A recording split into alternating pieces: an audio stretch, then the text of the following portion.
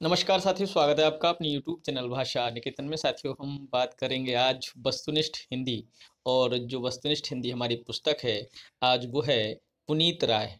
तो पुनीत कुमार राय की पुस्तक से आज हम आपका हिंदी का जो साहित्य है वो शुरू करेंगे।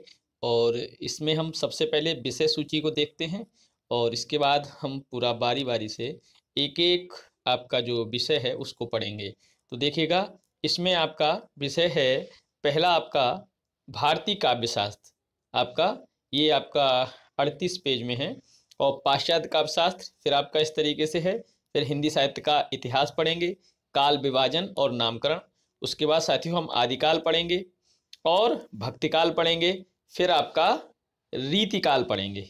उसके बाद हम साथियों वस्तुनिष्ठ हिंदी आधुनिक काल पढ़ेंगे, भारतेंदु युग, द्विवेदी युग और छायावादी युग।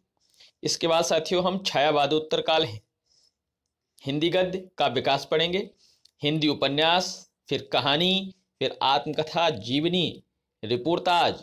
उसके बाद यात्रा साहित्य। इसके बाद साथियों हम नाटक, निबंध और आलोचना, फिर रेखाचित्र, संस्मरण और उसके बाद हिंदी भाषा। उसके बाद विविध स्वरूप को पढ़ेंगे। तो आपके ये इस तरीके से यहाँ 9 चैप्टर हैं, इनको एक एक करके हम पढ़ते चलेंगे। तो साथियों आज जैसा कि हम देख रहे हैं, पहला हमारा यहाँ जिसमें जो अध्याय है वो है भारतीय काव्यशास्त्र। इसी को आज हम शुरू करेंगे। तो आज हम पहले पेज से इसका शुरू करते हैं और आपका 38 तक आपका भारतीय काव्यशास्त्र चलेगा। तो चलिएगा वीडियो शुरू करेंगे। और साथियों वीडियो शुरू करने से पहले चाहेंगे चैनल पर नए हैं तो प्लीज़ चैनल को सब्सक्राइब कर लें। और यह हमारा कोशिश है साथियों, हमारी ये पुस्तक अनवरत चलती रहेगी। तो देखते हैं भारतीय काव्यशास्त्र। देखिए इकाई 1 है भारतीय काव्यशास्त्र, काव्य स्वरूप। ठीक है, अब देखिए पहला है काव्य लक्षण और प्रतिपादक उनके आचार्य। पहला है लक्षण में शब्दार्थों सहित काव्यम। ये किसका है? शब्दार्थों सहित काव्यम। तो ये कहा है भामा। और तद दोषौ शब्दार्थों सग गुणा वनलंकृत्य पुनः क्वाप। ये किसने कहा है? मम्मट ने। वाक्यम रसात्मक काव्यम, किसकी उक्ति है? ये विश्वनाथ की उक्ति है।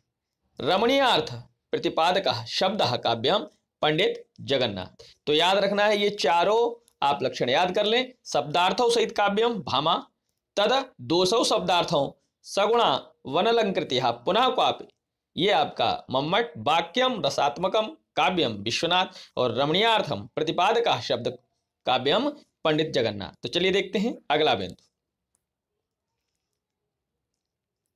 भारतीय आलोचना शास्त्र में सर्वप्रथम भरत ने मृदु ललित पदावली, गुण शब्दार्थहीनता, सर्व सुगमता, युक्तिमत्ता, नृत्योपयोग योग्यता, बहुव्रत रस मार्गता एवं संधि युक्तता की रूप में काव्य के 7 तत्वों का निरूपण किया है। किंतु ये मुख्यतः रूपक पर घटित होते हैं, काव्य पर नहीं। भारतीय आलोचना शास्त्र में सर्वप्रथम भरत ने ऐसा किया है। ठीक है, अब देखिए यहाँ पर ये आपका श्लोक है। मृदुललित पदाढ्य गुण शब्दार्थहीनम जनपद सुखबोध्यम युक्तमन्यत्योज्यम बहुकृतरस मार्ग संधि संधान युक्तम सबवती शुभ काव्यम नाटक प्रेक्ष काणाम। तो नाट्य शास्त्र से है ये और भरत मुनि का श्लोक है। वास्तविक काव्य लक्षण का प्रारंभ भामा से होता है। काव्य लक्षण का प्रारंभ किससे माना जाता है? भामा से। ठीक है, जिन्होंने शब्द और अर्थ के सहभाव माने शब्दार्थों सहितो काव्यम के को काव्य ही संज्ञा दी है। काव्य क्या है? शब्दार्थों सहितो काव्यम माने शब्द और अर्थ के सहभाव को हम काव्य कहते हैं। आचार्य दंडी के अनुसार इष्ट अर्थ को व्यक्त करने वाली पदावली काव्य है। शरीरम ताव दिष्टार्थ व्यवच्छिन्ना पदावली, ये किसका है? दंडी की आपकी उक्ति है। अब देखते, आचार्य पाणिनि ने रीत को काव्य की आत्मा माना है। रीत आत्मा काव्यस्य, रीत से उनका अभिप्राय है विशिष्ट पद रचना। रीत से रीतिरात्मा काव्यस्य माने रीति से उनका अभिप्राय क्या है? विशिष्ट पद रचना। विशिष्ट पद रचना रीतिया, विशिष्ट का अर्थ क्या है?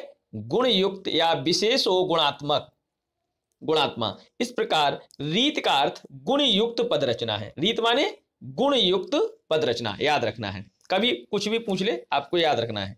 ननुः शब्दार्थो काव्यम, ननु शब्दार्थो काव्यम सूत्र किसका है? रुद्रट का। ननु शब्दार्थो काव्यम सूत्र किसका है? रुद्रट का।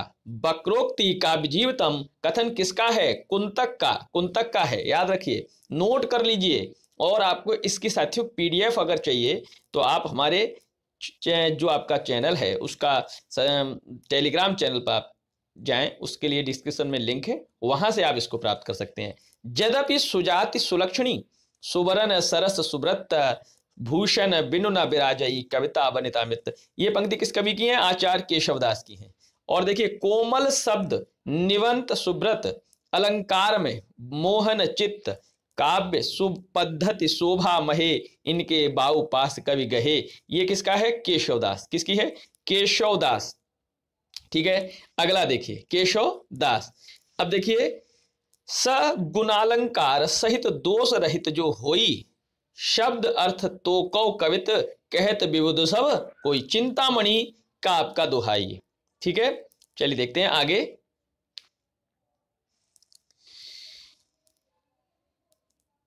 बत कहाऊ रसमय जू हैं कवित कहावे सोए, कथन किसका है? चिंतामणि का। ये भी चिंतामणि का है, नोट कर लेना आप लोग। जगते अद्भुत लोकोत्तर चमत्कार यह लक्षण में कर्यो, काव्य के विषय में यह पंक्ति किसकी है? कुलपति मिश्र की है। जगते अद्भुत लोकोत्तर चमत्कार यह लक्षण में कर्यो, ये कुलपति मिश्र की है पंक्ति। अब देखिए,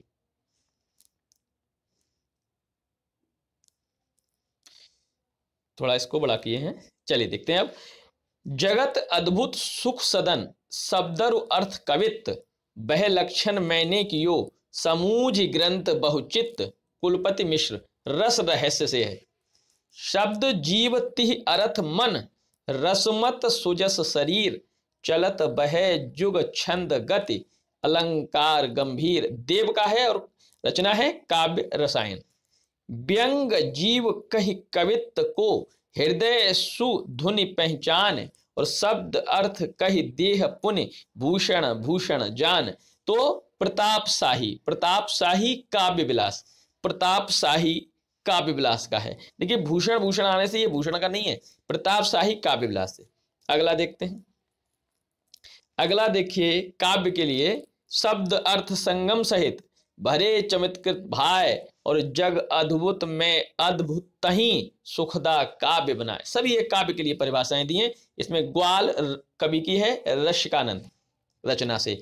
अंतःकरण की वृत्तियों के चित्र का नाम कविता है, कथन किसका है? आचार्य महावीर प्रसाद द्विवेदी का कथन है। अंतःकरण की वृत्तियों का चित्र का नाम कविता है, आचार्य महावीर प्रसाद द्विवेदी। आचार्य शुक्ल कहते हैं अव्यक्त की अभिव्यक्ति जगत है, अतः कविता अभिव्यक्ति की अभिव्यक्ति हुई, कथन किसका है? आचार्य शुक्ल का। सत्वोद्रेक या हृदय की मुक्तावस्था के लिए किया हुआ शब्द विधान काव्य है, कथन है आचार्य शुक्ल का। जिस प्रकार आत्मा की मुक्तावस्था ज्ञान दशा कहलाती है, उसी प्रकार हृदय की मुक्तावस्था रस दशा कहलाती है। हृदय की इसी मुक्ति की साधना के लिए मनुष्य की वाणी जो शब्द विधा करती आई है उसे कविता कहते हैं। यह कथन आचार्य शुक्ल का है, याद करें साथियों, नोट करें एक एक कथन को आप। अगला देखिए, बहुत ही महत्वपूर्ण आपके ये कथन है, ये सभी नोट कर लें, अन्यथा के अर्थ में आप इसकी शॉर्ट ले लें और इसको अपने पास रखें और इसको याद करें। जगत का नाना वस्तुओं व्यापारों का एक रूप से रखना कि वे हमारे भाव चक्र के भीतर आ जाएं, यही काव्य का लक्षण होता है, कथन है आचार्य शुक्ल का। जगत का नाना वस्तुओं व्यापारों का एक रूप में रखना कि वे हमारे भाव चक्र के भीतर आ जाएं, यही काव्य लक्ष्य है आचार्य शुक्ल।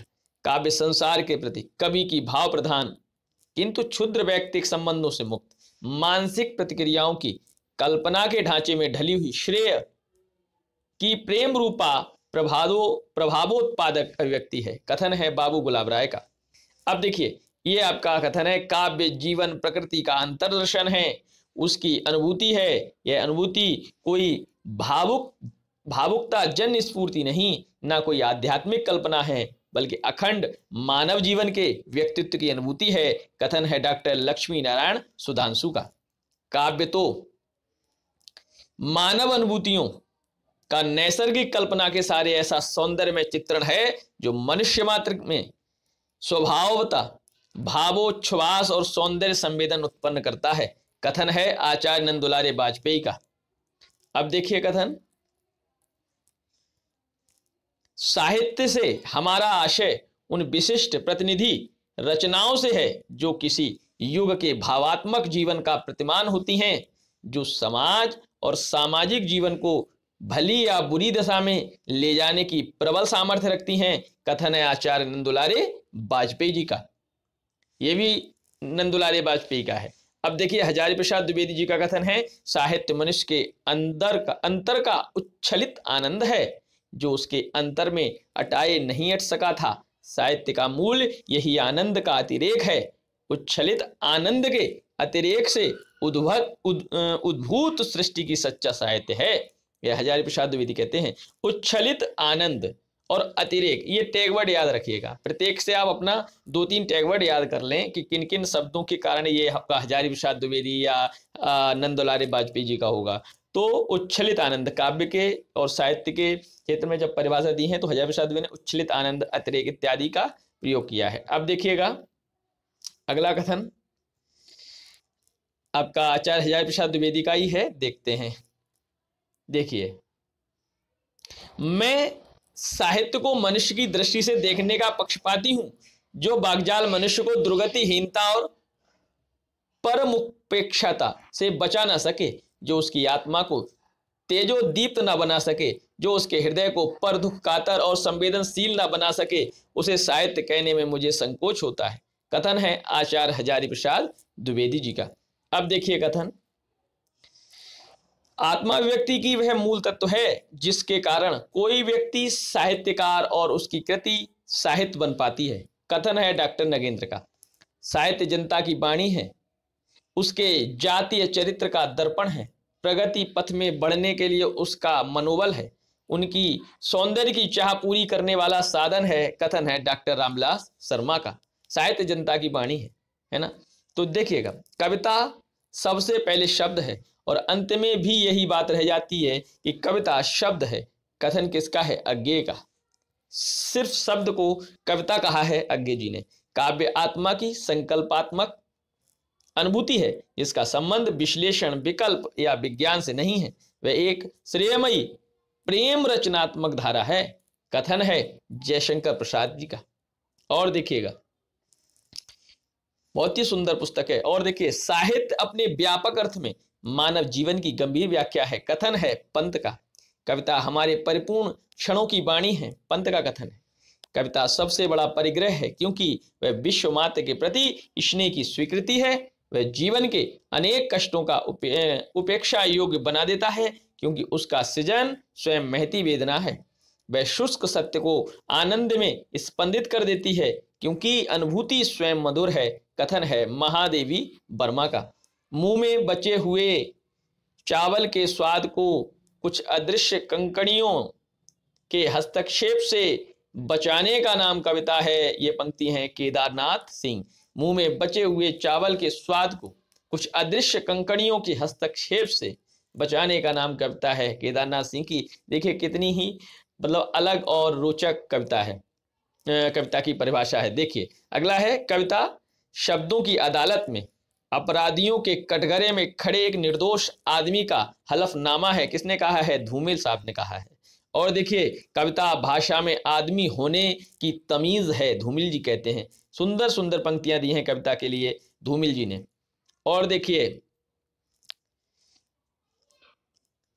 काव्य हेतु कितने माने गए हैं? काव्य हेतु कितने माने गए हैं? 3। प्रतिभा, व्युत्पत्ति और अभ्यास।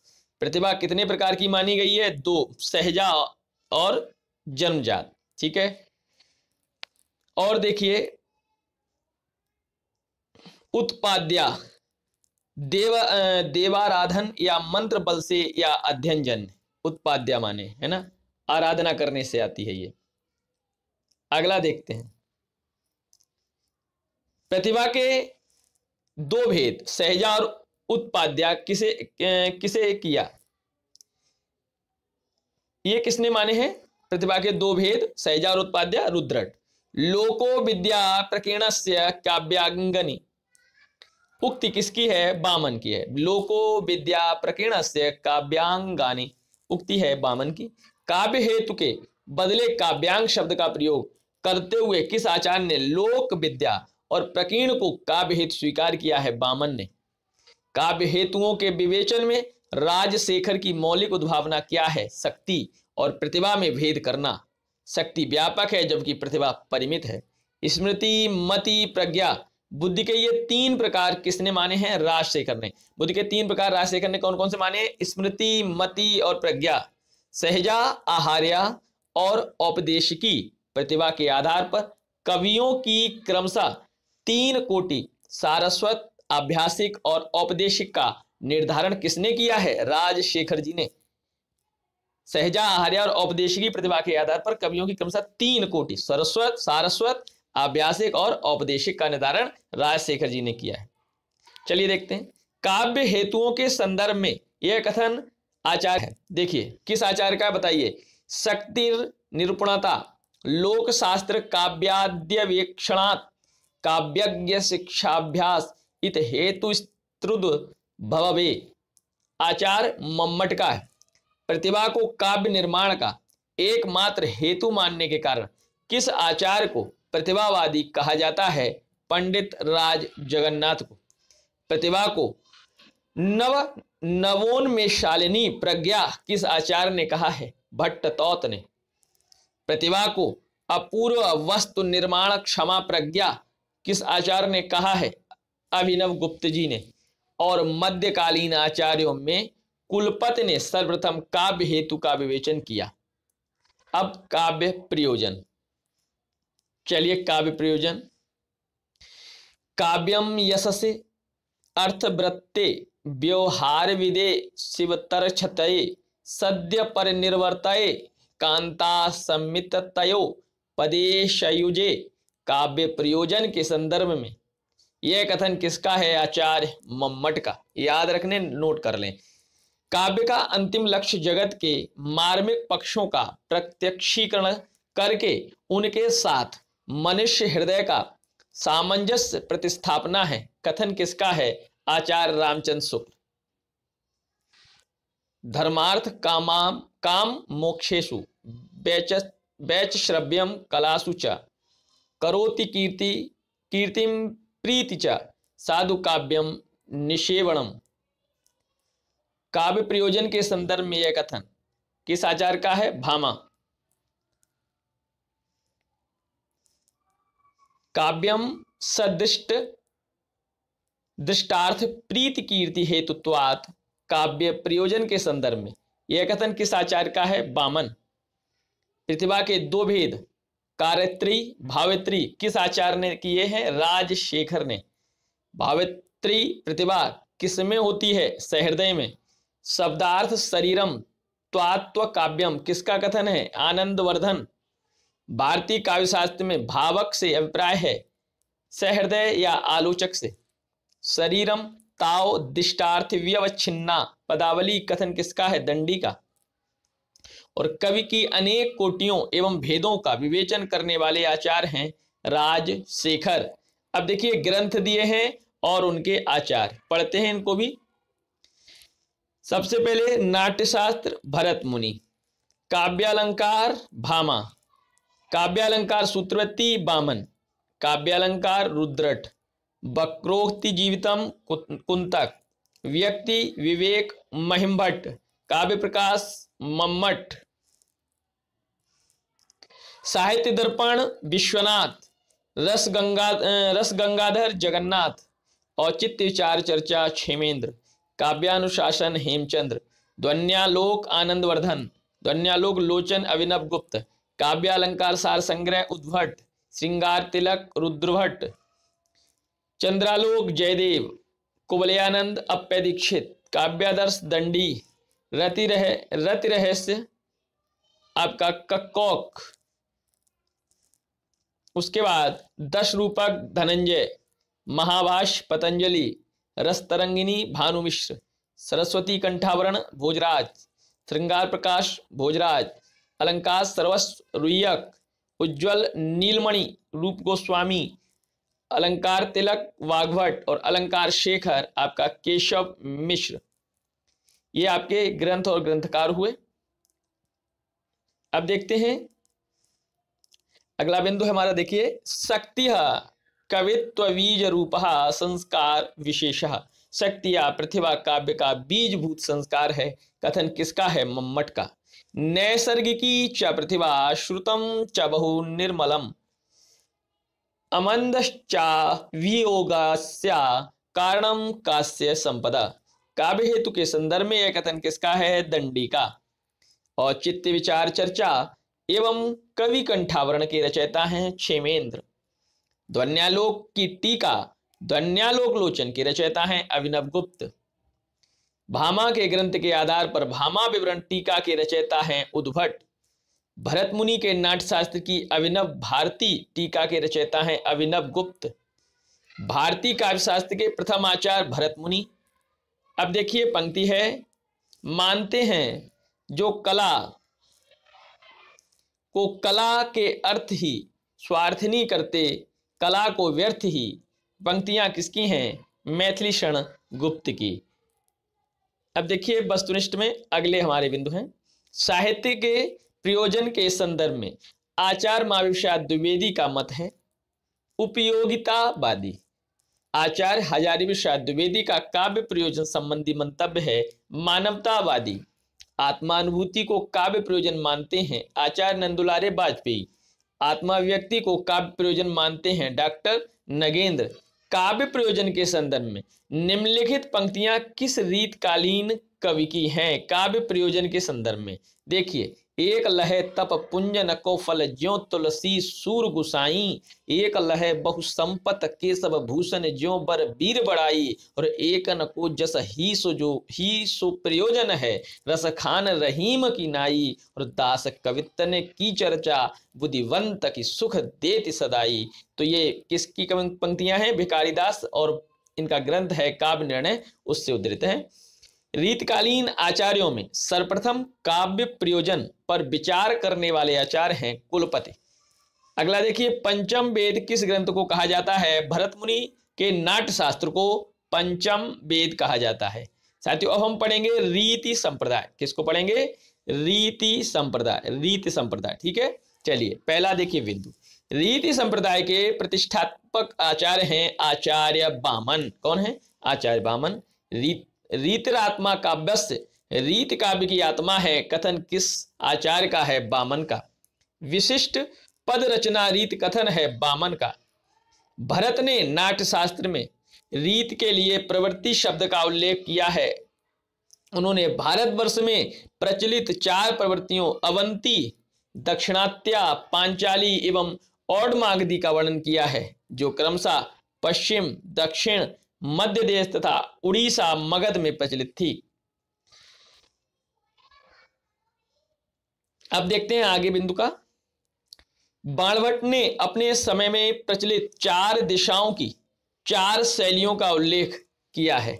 उनके अनुसार उद्दीच्य उत्तर भारत निवासी श्लेष को प्रतीच्य लोग, अर्थमात्र या अर्थ गौरव को, दक्षिणात्य उत्प्रेक्षा को एवं गौण या पूर्वी भारत के लोग अक्षराडंबर को अधिक महत्व देते हैं। उन्होंने इन 4 शैलियों के एकत्र उपयोग को काव्य के लिए श्रेष्ठ माना है। बाणभट्ट के विषय में ऐसा बताया गया। अब देखते हैं अगला, वचन विन्यास क्रमो रीत्या उक्ति किसकी है? राजशेखर की। वचन विन्यास क्रमो रीत्या। भामा ने काव्य अलंकार में 2 प्रमुख भागों वैदर्भी एवं गौड़ीय का उल्लेख किया है। उन्होंने दोनों का वर्णन रीत के अर्थ में न कर काव्य भेद के अंतर्गत किया है। उन्होंने वैदर्भ और गौड़ के पार्थक्य को अनावश्यक माना है। अब देखिए, सर्वप्रथम किस आचार्य ने रीति में व्यक्तित्व की सत्ता स्थापित करते हुए प्रत्येक कवि की अपनी विशिष्ट रीत होने का विचार व्यक्त किया है? दंडी ने। गुण और रीति में संबंध स्थापित कर गुण को रीति का नियामक सिद्ध करने वाले प्रथम आचार्य हैं दंडी। आचार्य दंडी ने श्लेष, प्रसाद, समता, माधुर्य, सुकुमारता, अर्थव्यक्ति, उदारता, ओज, कांति और समाधि को वैदर्भी रीत या मार्ग का गुण माना है। गौड़ीय मार्ग में इन गुणों का अभाव रहता है। अनुप्रास एवं अर्था अलंकार आडंबर को उन्होंने गौड़ीय मार्ग की विशेषता माना है और उसे पौरस्त्य काव्य पद्धति के नाम से अभिहित किया है। आचार्य बामन ने रीत की संख्या कितनी मानी है? 3, वैदर्भी, गौड़ और पांचाली। बामन के अनुसार अर्थ गुणों के कारण ही रीत उत्कृष्ट होती है। रीत त्रय में उन्होंने वैदर्भी रीत को उत्तम रीत माना है। बामन के अनुसार वैदर्भी उत्तम रीत है। गौड़ी में वैदर्भी के समग्र गुण रहते हैं, उसमें माधुर्य, सौकुमार्य का अभाव रहता है। गौड़ी में समास, बाहुल्य एवं उज्ज्वल पदत्व का सन्निवेश होता है और पांचाली में माधुर्य एवं सौकुमार्य गुण होते हैं, इसमें ओज और कांति का अभाव रहता है। बामन ने किस रीत को उत्तम माना है? वैदर्भी को। बामन ने वैदर्भी रीत को उत्तम माना है। ठीक है, अगला देखते हैं। रीत के भौगोलिक महत्व को हटाकर उनका संबंध रस के साथ स्थापित कर तथा विषय भेद या वर्ण के औचित्य के आधार पर रीतियों का नियोजन करने वाले आचार्य हैं रुद्रट। लाटिया नामक चतुर्थ रीत की उद्भावना कर रीत की संख्या 4 वैदर्भी, गौड़ीय, पांचाली और लाटिया करने वाले आचार्य रुद्रट हैं। रुद्रट ने रीति का स्वरूप निर्धारण गुण के आधार पर न कर किस आधार पर किया है? पदों की समस्तता एवं असमस्तता। ठीक है, रुद्रट ने रीत का स्वरूप गुण के आधार पर नहीं, पदों की समस्तता और असमस्तता के आधार पर किया है। चलिए देखते हैं। रसानुकूलता की दृष्टि से रुद्रट के अनुसार पेयान, करुण, भयानक और अद्भुत रसों में वैदर्भी एवं पांचाली रीत का तथा रौद्र रस में लाटी एवं गौड़ी रीत का प्रयोग होता है। श्रृंगार रस में वैदर्भी और पांचाली रीत का प्रयोग होता है। किस आचार्य ने रीत को संघटना की संज्ञा प्रदान करते हुए उसे रस, ध्वनि आदि काव्य के आत्मभूत तत्वों का उपकारक स्वीकार किया है? आनंदवर्धन।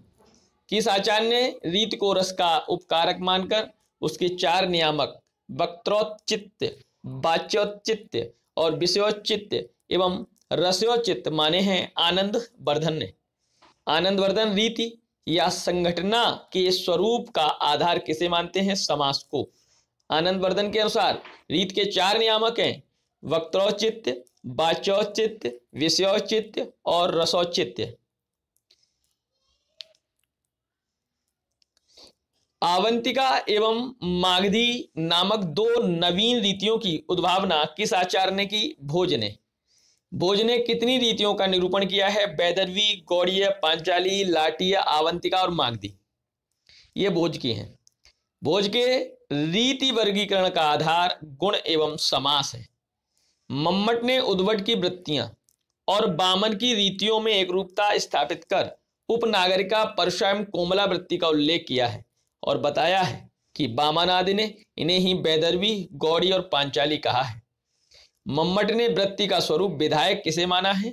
वर्ण गुंफ को। वर्ण गुंफ को। विश्वनाथ ने रीतियों की संख्या मानी है 4 वैदर्भी, गौड़ी, पांचाली और लाटिका। विश्वनाथ ने रीतियों का विभाजन किस आधार पर किया है? वर्ण और संगुंफन के आधार पर। माधुर्य गुण व्यंजक ललित रचना को कौन सी रीत कहते हैं? वैदर्भी रीत। ओजो गुण व्यंजक समास बहुल रचना में कौन सी रीत होती है? गौड़ी रीत। एवं वैदर्भी एवं गौड़ी की अंतरालवर्तिनी रीति जिसमें माधुर्य एवं सौकुमार्य दोनों गुण होते हैं उसे कहते हैं पांचाली। वैदर्भी एवं पांचाली के मध्य की रचना को कौन सी रीति कहते हैं? लाटी या लाटिया। आचार्यों ने काव्य के बहिरंग एवं अंतरंग, देह और आत्मा के आधार पर भारतीय साहित्य शास्त्रीय सिद्धांतों का वर्गीकरण करते हुए अलंकार रीति एवं वक्रोक्ति को, देहवादी तथा रस, ध्वनि एवं औचित्य को आत्मावादी सिद्धांत या संप्रदाय कहा है? देहवादी आपका अलंकार रीति एवं वक्रोक्ति, आत्मवादी रस ध्वनि और औचित्य। रीति सिद्धांत की दुर्बलता है भाव तत्व को गौण एवं रमणीय तत्व को अधिक महत्व देना। रीति सिद्धांत की उपलब्धि है शैली तत्व को महत्व देना। बामन के अनुसार गुण और रीति का संबंध है अभेद। अब साथियों वक्रोक्ति संप्रदाय, वक्रोक्ति संप्रदाय के बारे में साथियों हम अगली वीडियो में पढ़ेंगे। और इसके अलावा साथियों इस पुस्तक को हम आज शुरू किए हैं और यह हर रोज आपका 7:30 बजे आपको यह क्लास मिलेगी। तो साथियों चैनल पर नए हैं तो प्लीज़ सब्सक्राइब करें। वीडियो पसंद आई है तो साथियों लाइक और शेयर भी जरूर करें और अपनी राय कोई हो तो कमेंट सेक्शन में अवश्य दें। इसके अलावा साथियों आप हमारे टेलीग्राम चैनल से जुड़ना चाहते हैं तो आप लोग लिंक डिस्क्रिप्शन में है, उसमें जाकर क्लिक करके वहाँ से जुड़ सकते हैं। तो साथियों फिर मिलेंगे अगले वीडियो में, तब तक के लिए धन्यवाद, नमस्कार।